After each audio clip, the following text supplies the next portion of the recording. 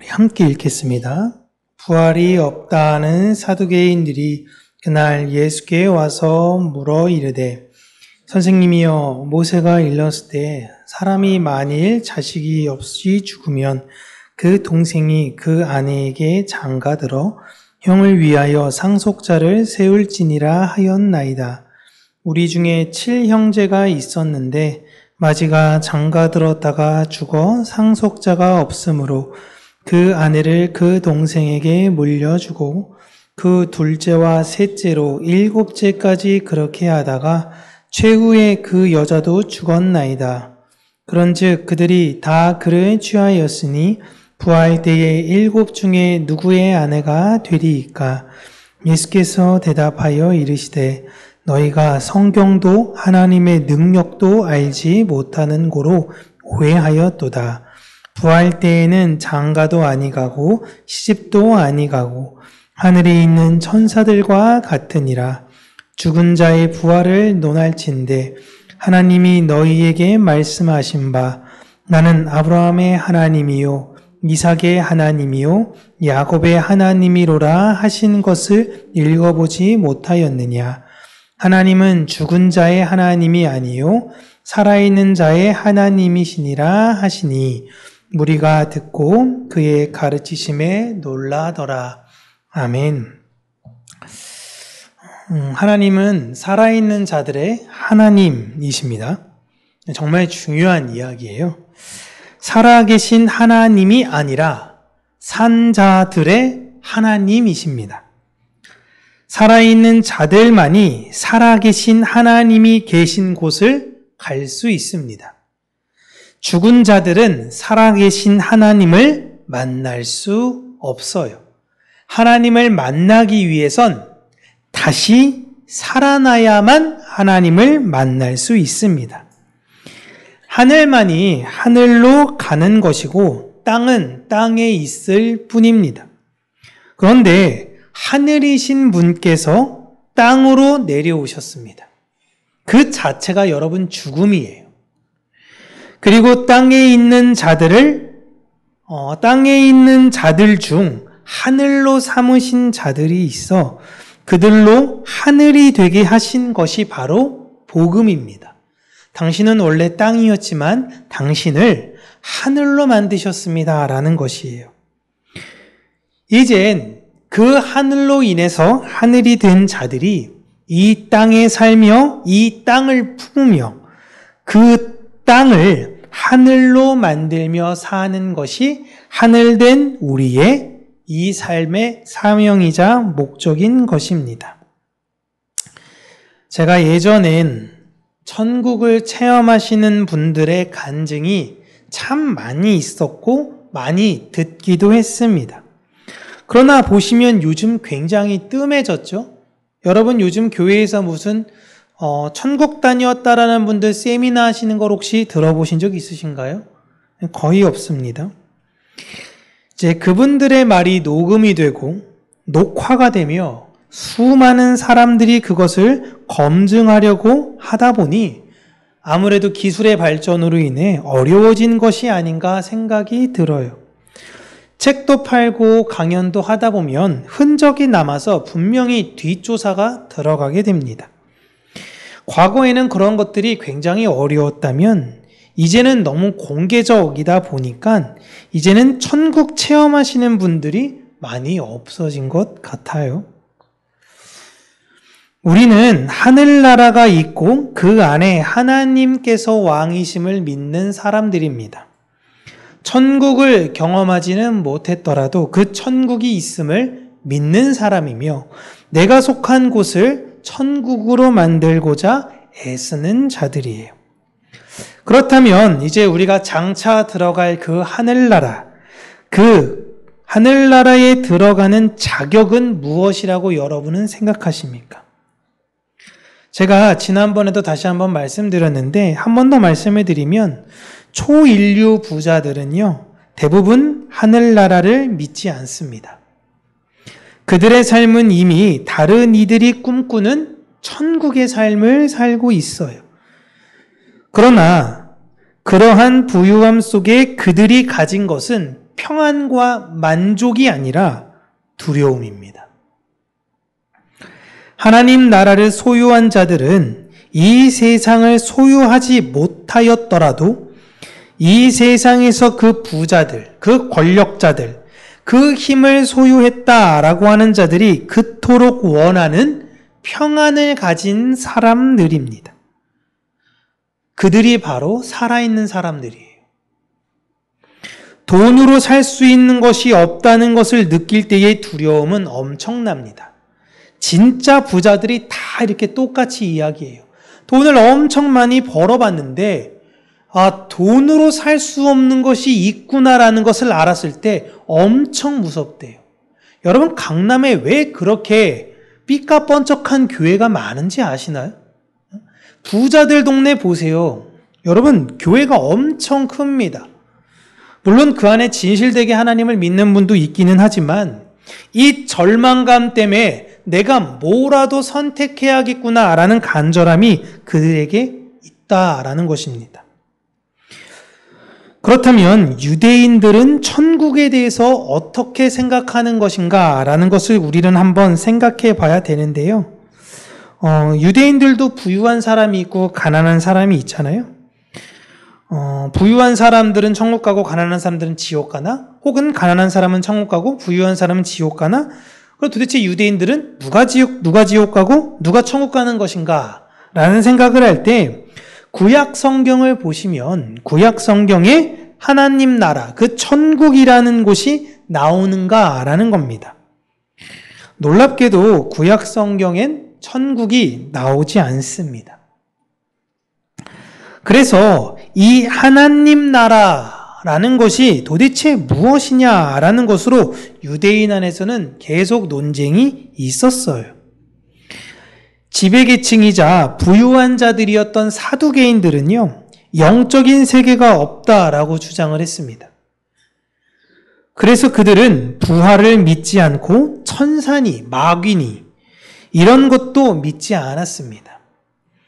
그러나 바리새인들이 하나님 나라가 이 세상에도 임해야 하지만 자신들이 알지 못하는 곳에 그 천상의 세계에 하나님 나라가 있다라는 걸 믿었어요. 그러니까 우리가 지금 믿는 천국을 바리새인들은 믿고 사두개인들은 믿지 않았습니다. 바리새인들은 부활도 믿었고요, 천사도 믿었습니다. 이런 바리새인들을 보며 사두개인들은 내세의 세계가 있어야 그들이 이야기하는 이 현실 속의 비참함을 도피할 수 있다라는 것을 가르치는 잘못된 교리 전파의 모습이 바리새인에게서 나오는 것이다라고 주장했습니다. 다시 한번요. 사두개인들은 바리새인들의 이 가르침이 이 현실 세계를 부정하니까 내세의 안정을 둬서 내세를 소망하면서 살아가게 하는 그냥 도피처에 불과한 것이다 라고 주장을 했던 거예요. 이 사두개인들은 다윗 왕 시절 사독이라는 분을 계승하는 대제사장 가문의 사람들입니다. 순수 혈통 가문이에요. 제사장 중에서도 핵심 가문이기 때문에 일반적 유대인들보다 훨씬 부유하고 더 강력한 지위가 있었습니다. 이들은 제사 업무 이외에 제사장으로서 판사적 지위가 있으므로 주요 정치 결정 기관인 산헤드린 공의에서도 다수의 의석을 차지했던 사람들이에요.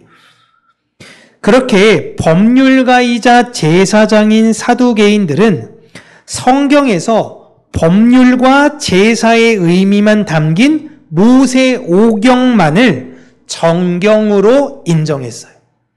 그들이 생각하는 성경은 딱 5개입니다. 창세기부터 신명기까지 그것만 성경이에요.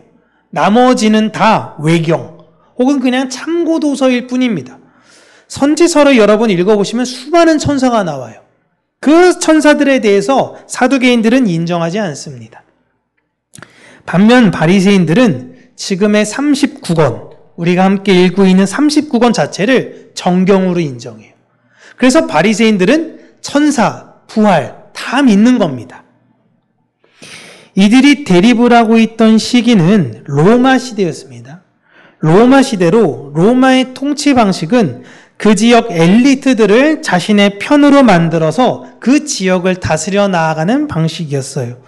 그래서 로마 사람들은 사두개인과 헤롯 땅 사람들과만 어울렸습니다. 자신들의 통치 권한을 크게 건드리지 않는 로마의 규칙을 사두개인들도 어느 정도는 수용은 했어요. 그러나 완전히 따르지는 않았습니다. 그냥 어울리니까 어느 정도 선 안에서만 지키고 이 선은 절대 넘어가지 말 것을 사두개인들도 당부했어요. 반면 바리새인들은 완강하게 저항했습니다. 사두개인들은 이 세상의 삶을 중시하였기에 정치에 많은 신경을 썼던 사람들이에요. 그들은 이 정치로 인해 현실이 안정적이기를 바라고 추구했습니다. 그들이 가장 불편해했던 대상들은 혁명가들이에요. 그런데 예수라는 이 인물이 갑자기 등장해 버린 겁니다. 물론 예수님 이전에도 혁명가들은 계속 나왔습니다. 그런데 그 전에 나왔던 혁명가와는 상대가 되지 않을 정도의 영향력을 가졌던 인물이니 사두개인들이 너무 두려워했던 거예요. 진짜 이번 혁명은 성공하는 거 아닌가라는 겁니다. 이들이 두려움의 기저에는 말씀을 지키고 말씀대로 되지 않을까라는 두려움이 아닙니다. 본인들의 안위, 본인들의 안녕, 본인들의 인생 이것만 담겨 있던 거예요. 사두개인들은 철저하게 현실에 기반한 삶을 살았던 사람들입니다. 사두개인들은 죽음 이후의 세계를 받아들이지 않았던 결정적인 이유 중 하나가 당시의 내세로는 지금 현실 세계가 그대로 반영이 되는 곳이다 라는 세계관이었기 때문에 그래요. 쉽게 얘기하면 왕은 죽고 다시 살아난다면 천국에 간다면 그 사람은 천국에 가서도 왕입니다. 양반이 죽잖아요. 양반이 죽으면 죽어서 가는 그 세계에서 그 사람은 또 양반이에요. 거꾸로 얘기해서 노예가 죽으면 노예예요. 신분과 지위가 그대로 유지될 것이라는 것이 당시 내세론이었습니다. 그런데 자신들이 믿고 있는 오직 성경이라고 이야기하는 그 모세오경에는 고엘 제도가 있는데요.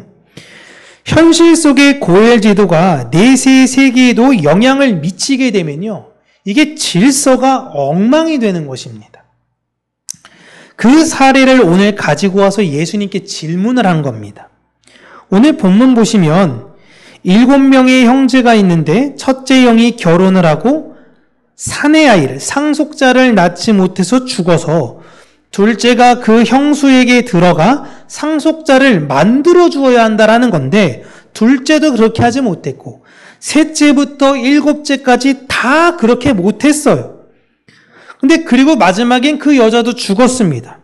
그 집안의 상속자는 아무도 없이 이 여자는 7 형제와 다 관계를 가진 겁니다.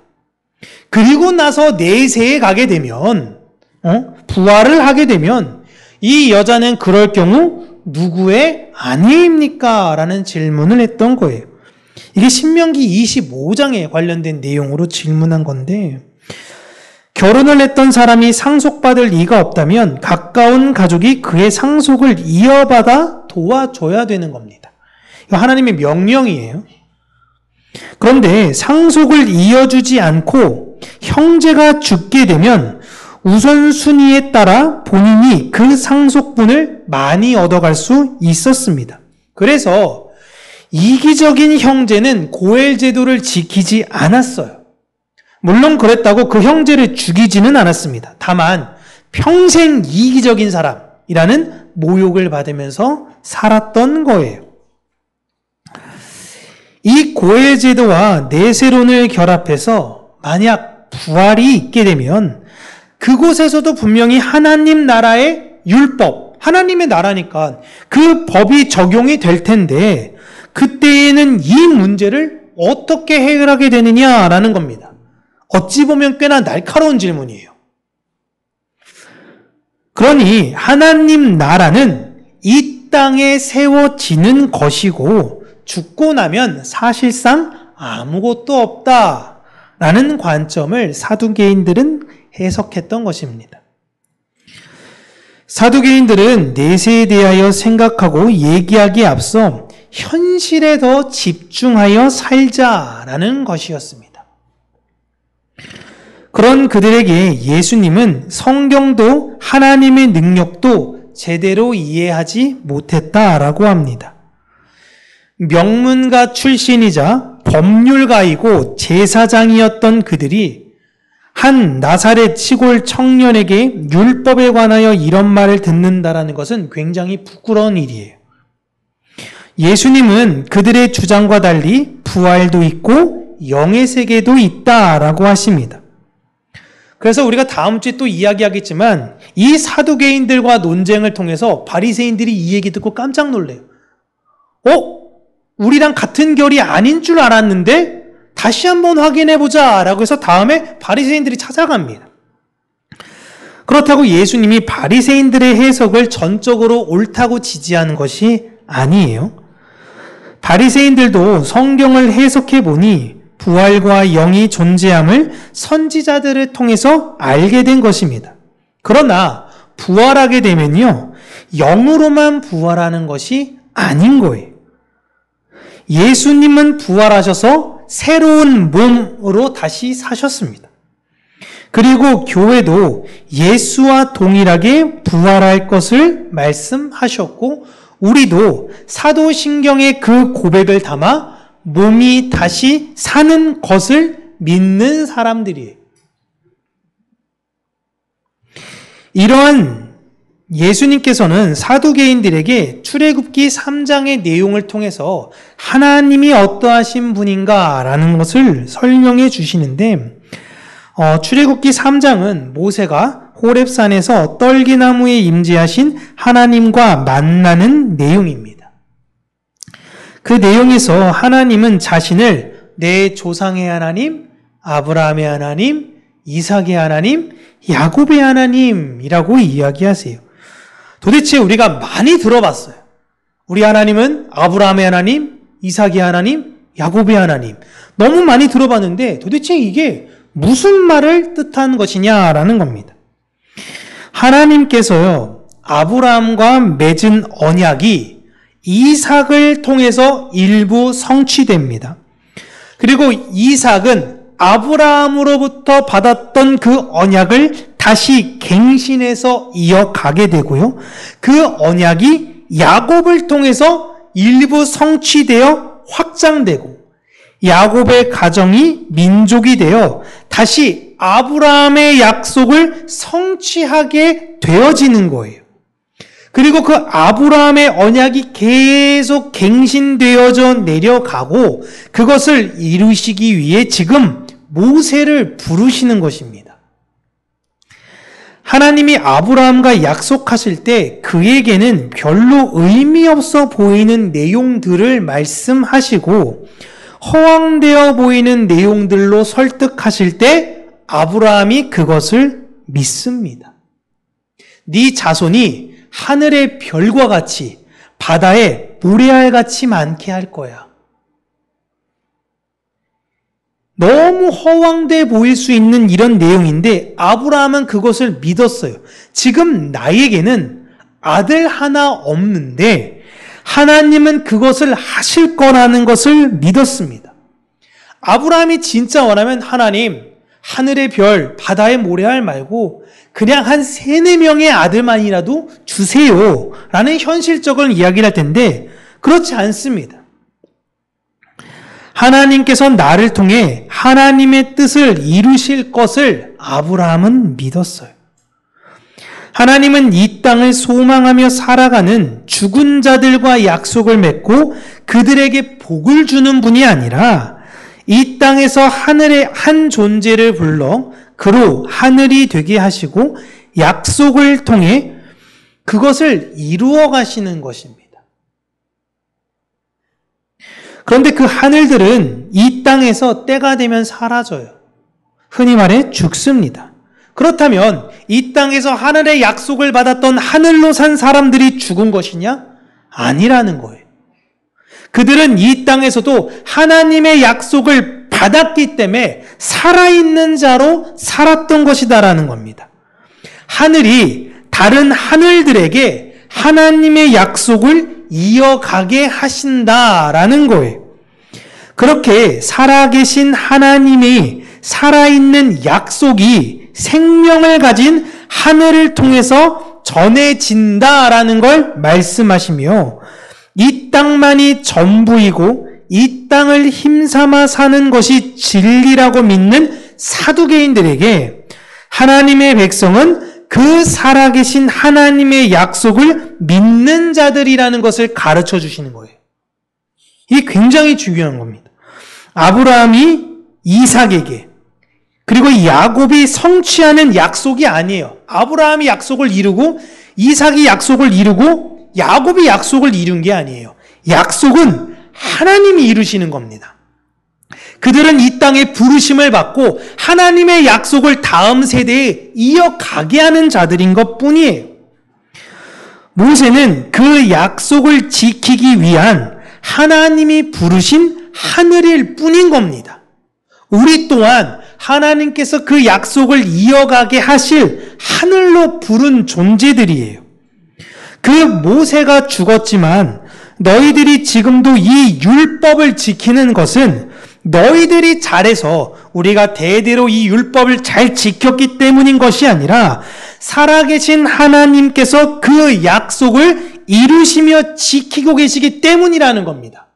살아계신 하나님이 산 자들을 통해 하나님의 약속을 이어가시는 거예요. 그 결과 예루살렘이 다 망하게 되고 무너지게 될 때 사두개인들은 사라졌습니다. 지금 사두개인들은 없어요. 우리 인생이, 우리가 살고 있는 이 인생이 전부라면, 만약 죽음으로 끝이라면 아브라함은 도대체 무엇을 믿은 걸까요? 본인 사업이나 잘 됐으면 되고 자식들이나 건강하면 되는 거 아닙니까? 기도의 소원들, 기도의 제목들 다 이런 내용들이잖아요. 지극히 이 땅을 바라봤던 내용들. 하나님께서 아브라함에게 4대째가 되어 너의 자손이 가나안으로 돌아오게 될 거야 라는 것이, 이걸 약속하는 게 아브라함이랑 도대체 무슨 의미가 있냐라는 거예요.